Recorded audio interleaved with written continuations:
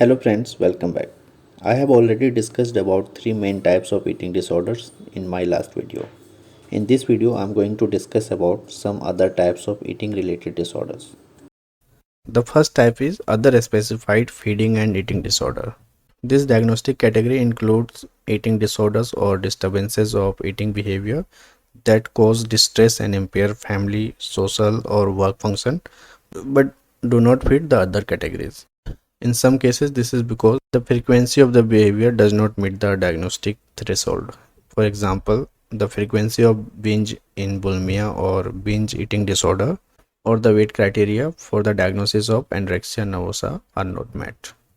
An example of other specified feeding and eating disorder is atypical anorexia nervosa. This category includes individuals who may have lost a lot of weight and whose behaviors and degree of fear of fatness is consistent with anorexia nervosa, but who are not yet considered underweight based on their BMI because their baseline weight was above average. Since speed of weight loss is related to medical complications, individuals who lose a lot of weight rapidly by engaging in extreme weight control behavior can be at high risk of medical complications even if they appear normal or above average weight. Next type is avoidant restrictive food intake disorder. This is a recently defined eating disorder that involves a disturbance in eating resulting in persistent failure to meet nutritional needs and extremely picky eating.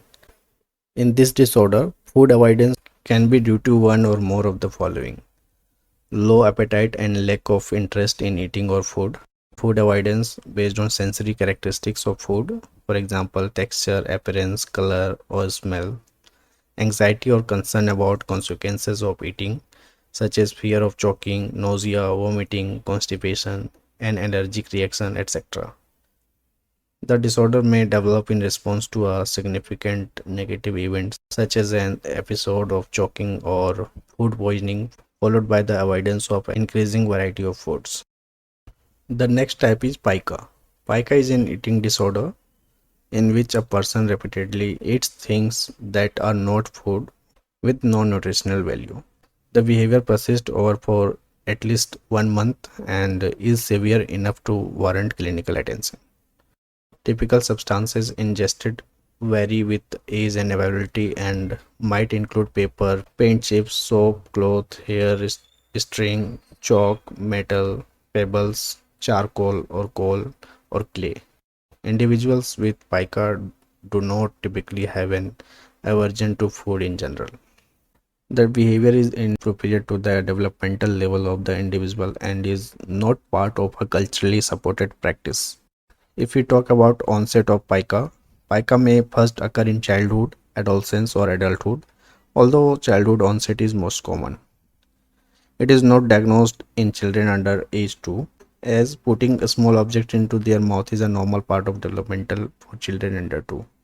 Pica often occurs along with autism spectrum disorder and intellectual disability, but can occur in otherwise typically developing children.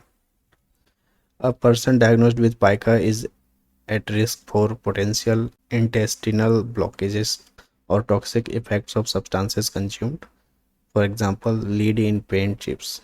The treatment for pica involves testing for nutritional deficiencies and addressing them if needed. The behavioral interventions used to treat pica may include redirecting the individual from the non-food items and rewarding them for setting aside or avoiding non-food items. The next type is rumination disorder.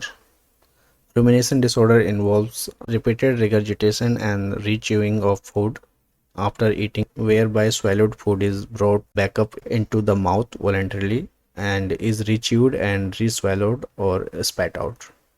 Rumination disorder can occur in infancy, childhood, and adolescence, or in the adulthood.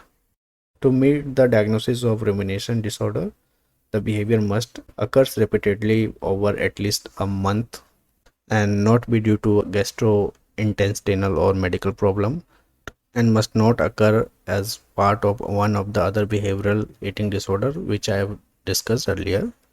Rumination can also occur in other medical disorder, for example, intellectual disability.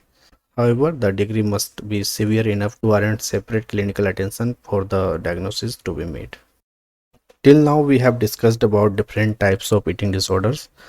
Now, let us discuss about the risk factors associated with all the eating disorders. So, eating disorders can affect people of all ages, despite of racial, ethnic backgrounds, body weight, and genders. Eating disorder frequently appear during the teen years or young adults, but may also develop during childhood or later in life. These disorders affect both genders, although rates among women are higher than among men.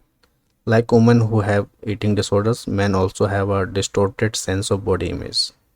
Researchers are finding that eating disorders are caused by a complex interaction of genetic, biological, behavioral, psychological, and social factors. Researchers are also using the latest technology and science to better understand eating disorders, in which one approach involves the study of human genes. Eating disorders run in families. Researchers are working to identify DNA variations that are linked to the increased risk of developing eating disorders. Further, brain imaging studies are also providing a better understanding of eating disorders.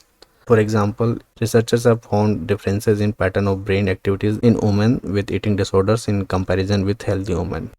This kind of research can help guide the development of new means of diagnosis and treatment of eating disorders, hopefully. After having discussed about risk factors associated with the eating disorders, now let us discuss about treatment and therapies for eating disorders.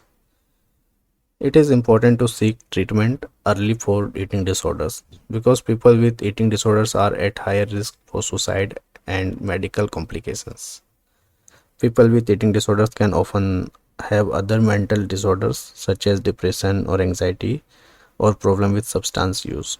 The complete recovery for eating disorder is possible.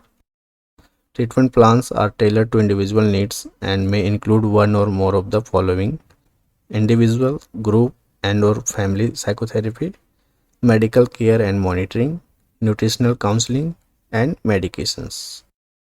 Till now in this video we have discussed about meaning of eating disorders, types of eating disorders, sign and symptoms of eating disorders, risk factors associated with eating disorders, and treatment and therapies for eating disorders. So this is all about eating disorders. See you in the next video. Till then, take care. Bye bye.